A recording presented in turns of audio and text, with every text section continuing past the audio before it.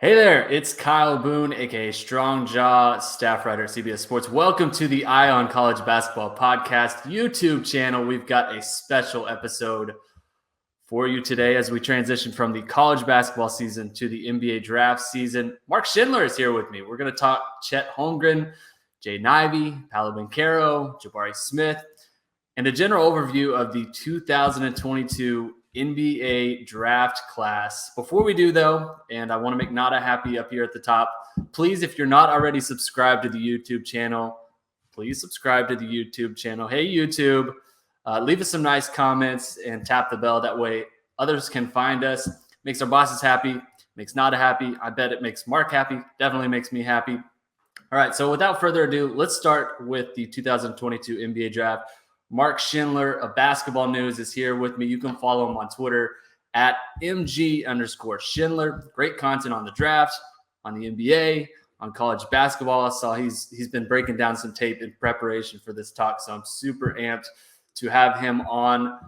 Mark, let's jump right in. What is your takeaway from this 2022 NBA draft? Because, right, I mean, last year you're talking about Cade Cunningham, Evan Mobley, Jalen Green, even Scotty Barnes at the top. It was pretty loaded, right? Even going back a few years, you had the Zion and the Jaw draft. This year feels a little bit different. What is your kind of high overview analyzation of this 2022 NBA draft class? Yeah, I mean, I think you kind of got to the crux of it right there. There isn't a concrete number one, which is what makes it different. I mean, I think, as much as there was discourse towards the end of the year about, should Cade or Evan go number one, and there was some talk about Jalen as well. But I mean, I think it was pretty clear. Like, you could see Cade translating and becoming a primary option in the NBA, and for the most part, that's going to be your number one pick. I think, to me, like, it feels a little bit more easy for me to see, but that helps because of how much I've seen stuff and the way I've contextualized it. But like, even when you look at Paolo, like, he's really more of a four. Arguably has the best handle in the draft, which is like a weird thing to talk about when you're a guy who's 6'10". But even then, like, I think there have been a lot of questions about what his real role is going to be in the NBA at his best, at his best level.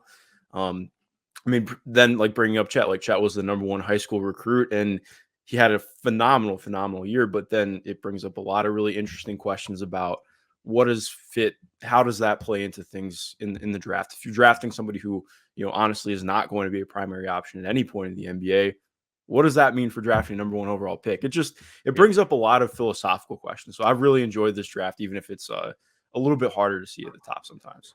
No, I think that's good. And you bring up a good point about the context, because if you're at the top of the draft, most likely your team was pretty bad last year, right? Like, you want to draft a foundational piece, someone that you can build around. And in this draft specifically, it doesn't feel like necessarily you have those foundational pieces. Some really good players, don't get me wrong. Like, Chet is going to be, I think, a star if he's able to stay healthy.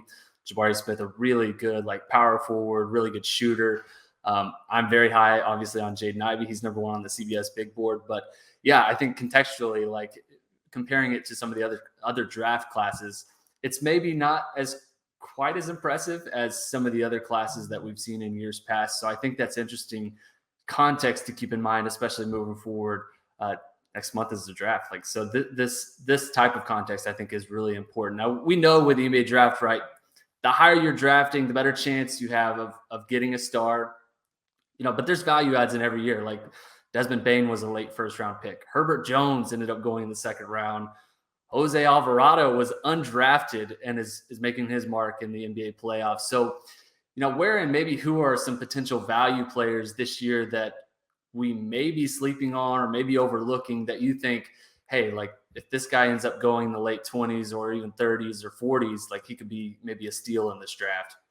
Yeah, the first guy I want to bring up is Jabari Walker out of Colorado. Yes. I love Jabari Walker. I think he got overshadowed a little bit this year. The Pac-12 was just not very good, if we're being honest, and that played a large part in it. Yep. But he's just a really funky player, I think, is the best way to put it. Like, I really value guys who have size that can get to the rim. His handle's pretty clunky, but he still just gets there, and I think that's a starting point when you're 6'9", 6'10". And you can shoot, as he struggled early this year, but then really came on, especially, as Pac-12 play got going, shot close to 40% from three over the last 15 games of the season. Has good indicators from the free throw line as well. I think he's a little bit better of a passer than his assist numbers would indicate. He's definitely an erratic player at times, but Yeah. I value that when you're 6'10", you can make things happen on either end of the court. I'd rather see that get reined in than see somebody try and come in and be like, well, we don't think you have those tools, but maybe there's something else there. So he's somebody I'm very interested in seeing, and I think should be a riser. Like I have him around 20 on my board right now. I know that's not consensus, but I think he's somebody who could definitely have an impact at the NBA. Oh, a huge wing too, right? Because I think that's what the NBA wants so bad is guys who can defend on the wing, who can shoot threes, who have a lot of length. Jabari kind of checks all those boxes. Coming into this year, I think he was number 20 on the CBS big board. Now he slid. He wasn't, a superstar this past year. I think that is part of what played into maybe potentially slipping into the second round this year. We'll see. As a freshman, shot 52.3% from three as a role player. That's probably what he's going to be in the NBA. So I definitely like the Jabari Walker. Continue. I know you have other players that you really like. Yeah, no, EJ Liddell for me as well. I'm slightly biased being from Ohio. I lived in Columbus for a while. EJ is just somebody, every time I watch, like I was watching some stuff on Keegan Murray for a project yesterday, and it just stood out how good EJ was in that game. I think I don't like fall in love with like, oh, can this guy be a small ball five? But I think I look at EJ and like that's what I see with him. Like very clearly somebody who has some switchability, not like a guy who I think is 1 through 5, but can clearly man quite a few front court positions. The weak side shot blocking is just like it's very for real with him. He makes awesome cross court plays, can hold up, in as a primary rim protector at times. But then offensively, I think it helps. I buy his shot more than I think others do. He has some ability to do 1 or 2 dribbles and get into his own game as well inside the arc, which I think is valuable. It's easier to tone down somebody who already has a higher role than to just be like, oh, you're already a role player here. Maybe we can just plug and play you. It's not that easy. And he makes really good passes as well. So I think he's somebody who I value that could be a real solid role player at the next level for sure. Does the size concern you at all? Because really. I imagine if you go on Facebook and you say you really like EJ Liddell, they'd say, oh, he's only 6'7", he plays power forward, whereas Jabari Walker's 6'8", 6'9", 6'10", playing small forward. EJ Liddell plays bigger than he is, right? Like he's very physical.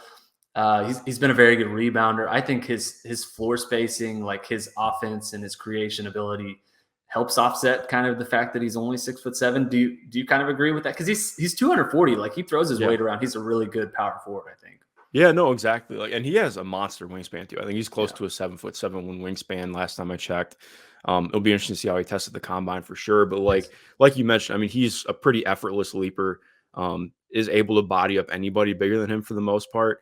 And I think it helps you. Like he covers ground really well. And most importantly as well on the floor spacing aspect, like even if he's not a great shooter, he knows how to operate in space, which is a really important thing that I think gets underlooked sometimes. Like just because you're able to shoot doesn't mean that you're great at spacing. Like I think having a guy who knows how to roam in space, how to operate in and out of the dunker spot, and just kind of flow in an offense really is quite important, especially for somebody who doesn't necessarily have a defined position. So I definitely see it with him.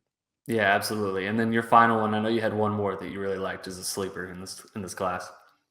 Oh man, I won't lie. I completely forgot to write down who my last person was. Ryan Rollins. Yes. Who I was doing some research on, and I noticed almost a year ago you had highlighted Ryan Rollins from Toledo, shooting guard, as someone to keep an eye on. And at the time, saw it, didn't completely register. He's number 22 on the CBS big board now. I think he could go in the first round, but you were in on Ryan Rollins before everyone else. What do you know, Mark Schindler, that we didn't know? Well, it helps. I went to the University of Toledo. I was a senior last year, so I graduated and I got to see Ryan up close. He was somebody just watching last year. Like they had Marion Jackson who went and played at Arizona State this year. He was a solid player. I believe was MAC Player of the Year last year. And watching Ryan play, I was like, this guy is even better of a prospect than I think Marion was. Like Marion was a fringe prospect last year. And I think you just saw it with him. Like he was obviously very like wiry, I think is the best way to put it. He still is, but you watch him now and you're like, that guy's pretty skinny. Watch him last year. Like I think he was like 170 last year and he's 6'4". But just monster wingspan. I think he's like 6'7", 6'8" wingspan. But it all comes down to shot making. Like he's not a crazy athlete. And obviously I'm not calling him Luka Doncic, but like he has sort of that same, even though he's not crazy bursty, he's so good at getting to his spots and creating space. from a variety of ways in the mid-range. I think a lot's going to depend on how a shot comes along from three. I think, to me, when I watch somebody, and compared to somebody we'll talk about later as well, like if you are a really good shot maker from mid-range, I just buy you more becoming a better shooter in the NBA. Right. Because I think those mechanics are going to transfer over a lot. The defense is definitely a worry for me. I think he will come along. Like, he showed good instincts off the ball. I think on ball is going to be interesting to figure out, but he's a good passer too. Like, I think a lot of times people talk about a combo guard and be like, oh, well, he's just kind of a chucker. Like, he takes a lot of shots, but he makes good reads. I think he could be a really good pick and roll based player in the league. Definitely somebody who I think could get some lottery mention as well. Yeah, absolutely. And I think being slept on probably from Toledo, the talent around him maybe isn't what, the guys like Jabari Walker and even EJ Liddell was around, but 31.1% from 3-point range last season, 19 points per game though, six rebounds per game. Like, he's putting up pretty good numbers. And I think the shot creation, the fact that he's probably not going to be, the number one option on an NBA team, I think he can fit. If you're buying the shot making long term, then I think, we're talking about a guy who's potentially in the lottery. And for me, I think clearly a first round talent. Okay, Mark, we've totally buried the lead here. Let's talk stars. Let's talk guys who are true needle movers. Who are the difference makers to you in this draft class that you view as potential foundational pieces? Let's keep all of the Toledo players out of this conversation. Yeah, as much as I want to talk about Raheem Moss. Yeah, I think, Paolo for me is who I would have number one overall on my board. I think, obviously, it's context dependent, depends on who's drafting. But I think, to me, I look at Paolo, I'm like, this is the guy who, if I'm pretty much any team, I would take him number one. Yeah. I think, I wrote about this earlier this year. The game that he had against Texas Tech, I thought was just about the best prospect game that anybody played this year. You really saw him do the things where you're like, yeah, that's a guy I want to draft number one overall.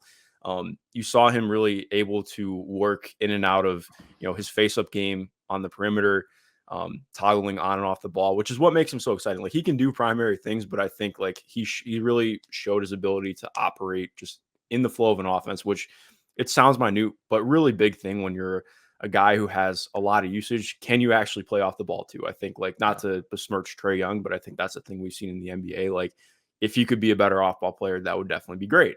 Yeah. And I think you saw that a lot from Paolo. Like, he started the year really kind of awkwardly. Like, you saw, and this goes for everybody in the draft, but, like, what makes this class so weird is these are guys who, like, just had a really funky high school and AAU setting. Like, Paolo straight up just, like, didn't play competitive basketball for like 8 or 9 months because of the pandemic. That happened for a lot of guys. You saw some rust early in the year, but again, that Texas Tech game, like, you saw how well he processed the court, the quick passes and decisions he makes. To me, definitely a guy who I view as being just about the top difference maker this draft. Yeah, absolutely. I think there's a few others, right? Like, I would definitely put Chet Holmgren in that mix as a potential foundation piece. I like Jaden Ivey as the number one in this class.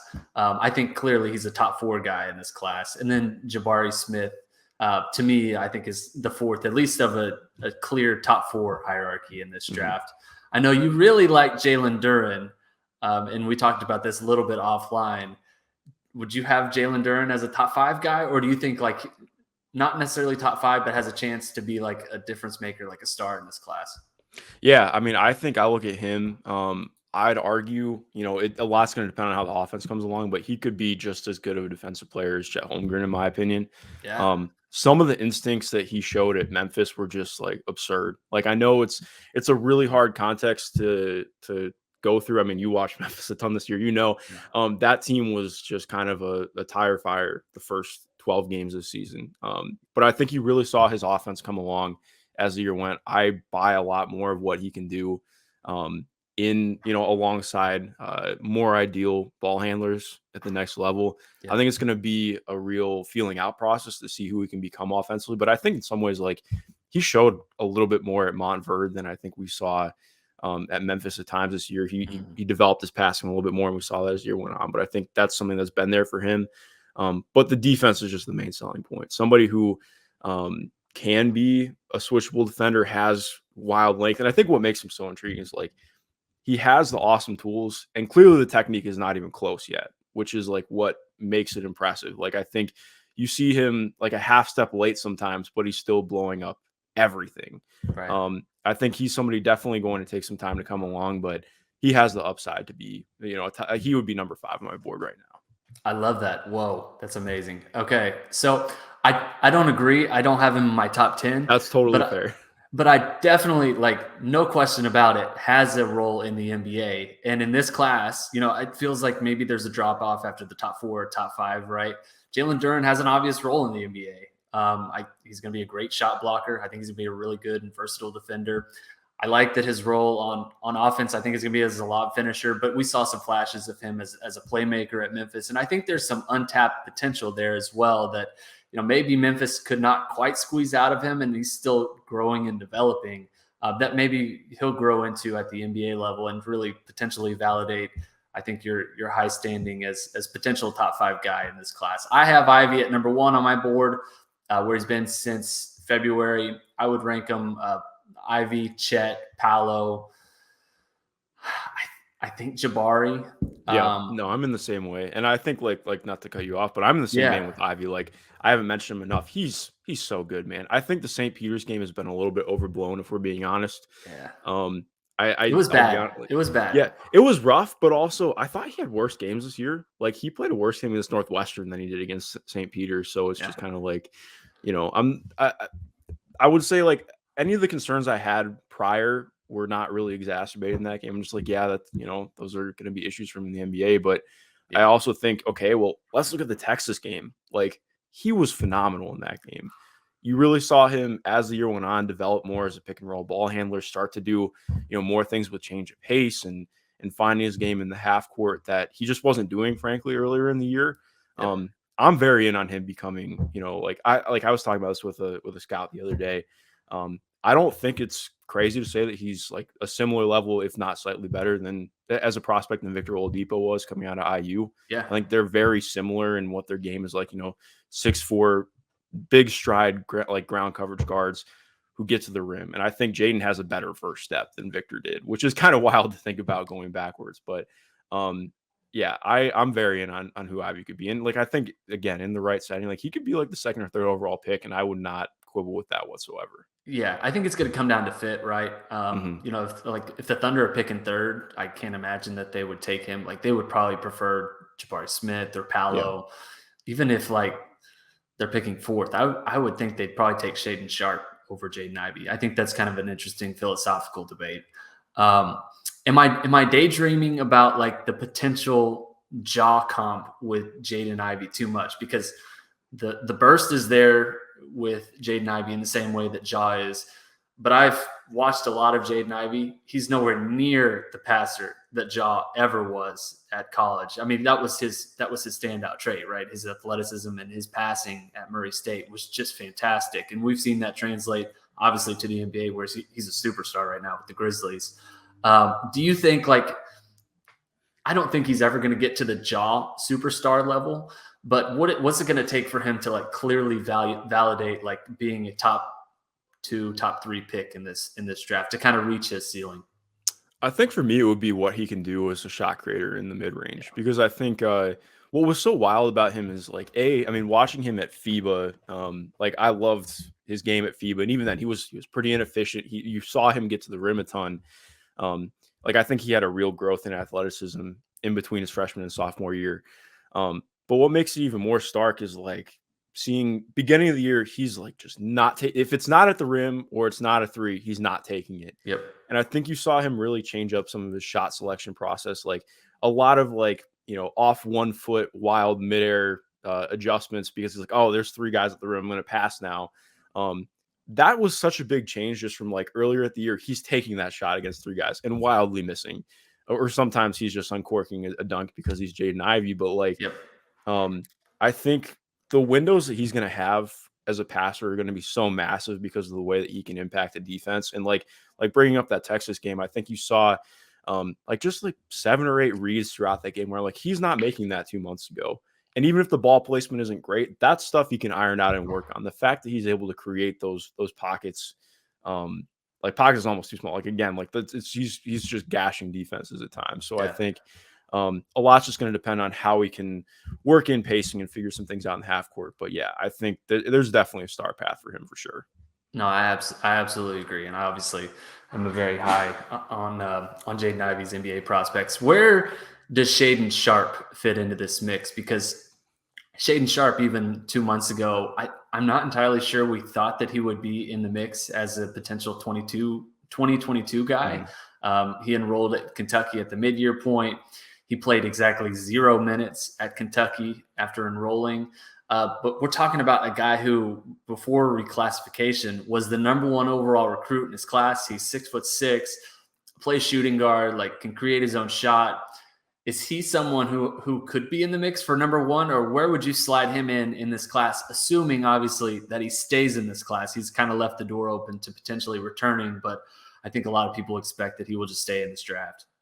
Yeah, it's so hard to parse through this one because I mean I haven't seen him since EYBL, so it's like I mean, to project somebody into the top 10 who hasn't played in almost a year is like kind of it's like jarring, you know. But for me, I wouldn't have him in up, you know, around the first pick would be a little bit tough for me. But I do think, I mean, it wouldn't be crazy if we saw him go like 4 or 5. I don't think that. I mean, after, you know, we don't even know who the first overall pick is going to be, so it's hard to parse through. Like for me, I think I would have him in the same areas like AJ Griffin, like 6 or 7. I mean, I could understand a lot of teams taking him over Jalen Duren. I'm just that high on him. But he's just so hard to understand too. Like I think there was a clip of him the other day, like breaking the NBA combine record for vertical jump, and that was legit. Like he is one of the craziest leapers I've seen, like monster vertical athlete. But he's odd too, where like he really has to be somebody who is a dope mid-range shooter and just shooter in general, because he's not a great first step guy in my opinion. He's not like your typical bigger, faster, stronger athlete. Like he has wild steps and like ability to just cover ground, but he's also not going to create a lot of separation unless his handle like drastically improves or something. So you know, has to be awesome from mid-range and just shot creation in general, which he has the tools for sure. But I mean, a team is going to be all in on that without a doubt. I'd be shocked if he falls out of the top, you know, 7 or 8. He definitely has the tools, but again, it's just like, you know, how do you value his upside? How do you value, you know, what you can do with him? I think he's definitely a guy who's going to need G League time for sure. Because just jumping straight from high school to the NBA that is a jump. But I'm excited to see what happens with him, because I just frankly, you know, I can watch as much as I want of him, but it's been so long and I don't know what all it's been like for him off court. So it'll be interesting to see what happens with him for sure. Yeah, I think the most interesting prospect to watch over the next month probably is Shaedon Sharpe. I think he definitely can go top 10. I think he probably will go top 10. I think the question is, how high will he rise and how will teams value him moving forward? Like he's #5 on the big board right now. And I think it's more speaks to the fact that there's a clear top 4, right? With Ivy, with Paolo, with Chet, and with Jabari. Then beyond that, there's a lot of really good role players. Like Jalen Duren, I think is going to be a great player in the NBA, but I'm not sure that he's a star. TyTy Washington, I think is going to be a really good player in the NBA. And I'm buying the fact that, you know, he was injured a little bit at Kentucky. He played more off the ball.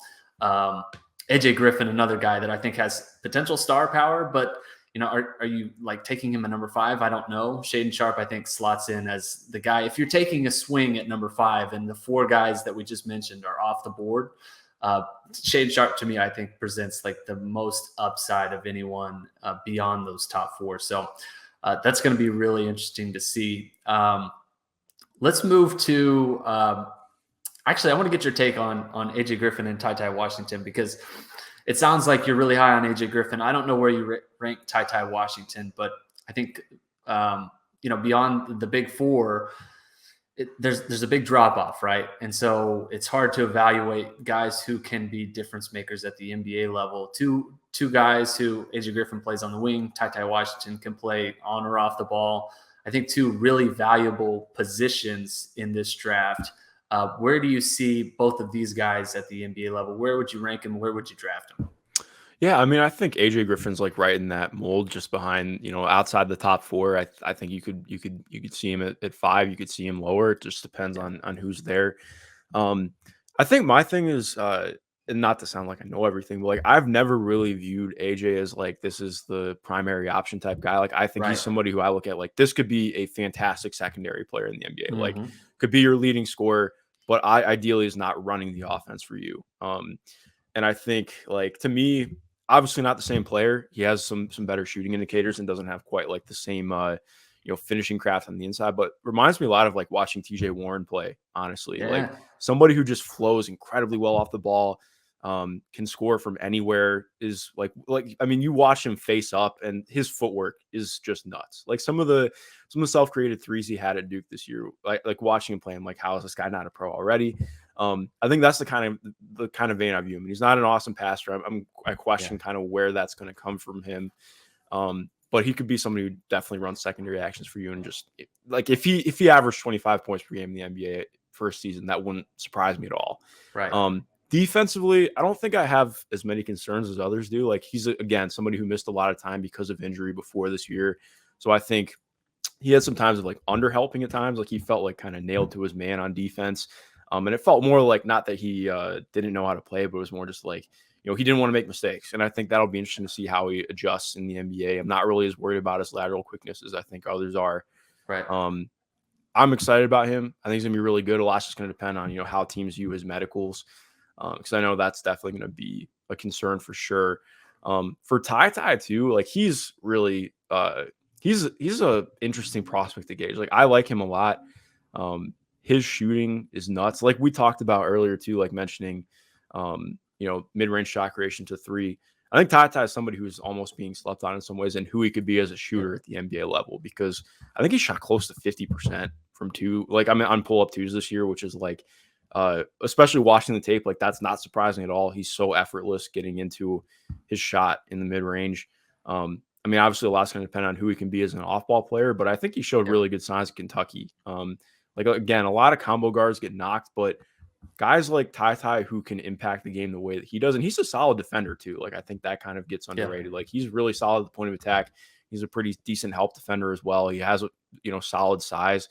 I think he's a definite lottery pick for me. I think I'm still trying to sort through where I'm at with some of the guys down that way in the class, but not somebody I think should run your offense, but can run offense, which like, I mean, obviously not the same guy as Emmanuel quickly, but kind of in that same mold of like, no, I'm not a point guard, but like I do point guard things and I'm just a good basketball player. And I think that's something that should be valued at the NBA level.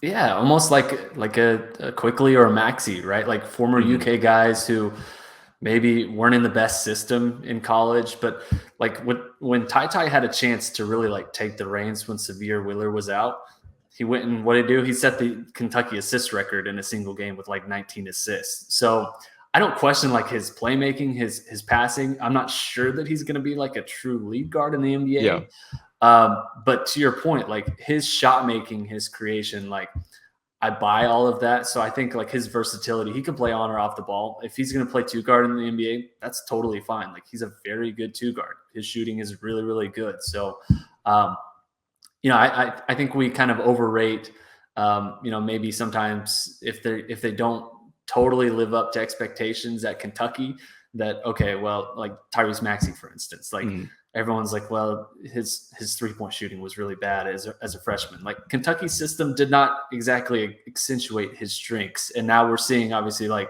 we totally just overthought it. It feels a little bit the same way with TyTy, where he had the injury that kind of plagued him throughout the end of the season. We kind of almost like it stunted his growth as a prospect. And now we're viewing him as like a 10 to 20 range guy, or maybe even later. Whereas like I have him as a top 10 guy. And I think if you're taking a swing, like someone in the backcourt, TyTy is a guy that I'm really, really interested in buying long-term. One other guy that I really, really like, and I think is rising up draft boards, Jeremy Sochan from Baylor. A guy who entering the season was not even on the one and done radar, right? Kendall Brown, in fact, his teammate was the guy that everyone was looking towards. But down the stretch of the season, Sochan kind of took over as like their immediate, like, gotta have it front court guy. They ran some of their offense through him. He reminds me of just like a guy who's always in the mix, like Dennis Rodman, like the guy who just kind of makes things happen. I think he's going to be a first-round pick now. Where do you see him from kind of the midpoint season to now, where maybe he could be a top 10 guy, the lottery guy? Like, where would you have him in this range? Yeah, I think like 10 to 15 is kind of where I'm at with him right now. Yeah. I personally I mean, they're kind of the same mold of player, at least, the way they're getting talked about. I have Tari Eason a little bit higher out of LSU. Just because I think his shot's gonna be better. Like, that's my only hang up with Sochan right now. Like, the shot is not great, and the just the indicators of what it could be aren't great either. Obviously really struggles from the free throw line.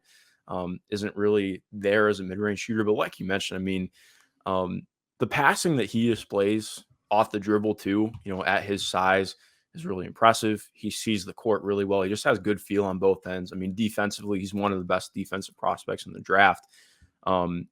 Is he a wing? Is he a power forward? Like, he's just kind of a little bit of everything. Like, I think what makes him valuable is like he can play the 3 and the 4, and I think you can ask him to guard any number of positions and still be an impactful player off the ball too.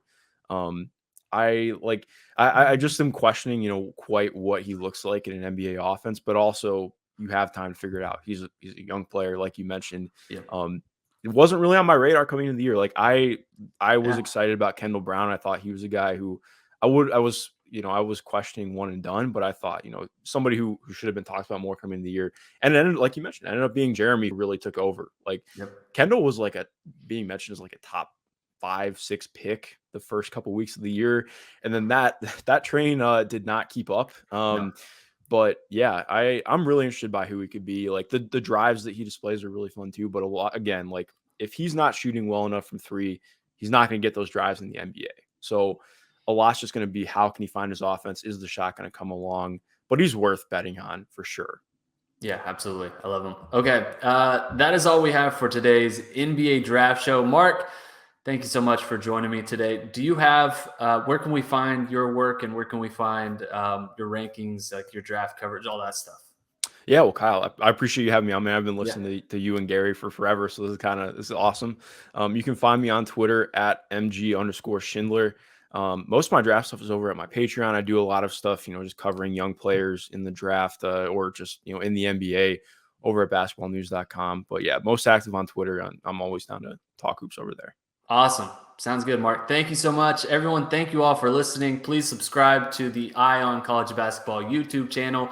If you are not already subscribed, please go do that now. Thank you for listening, and we will catch you guys next time.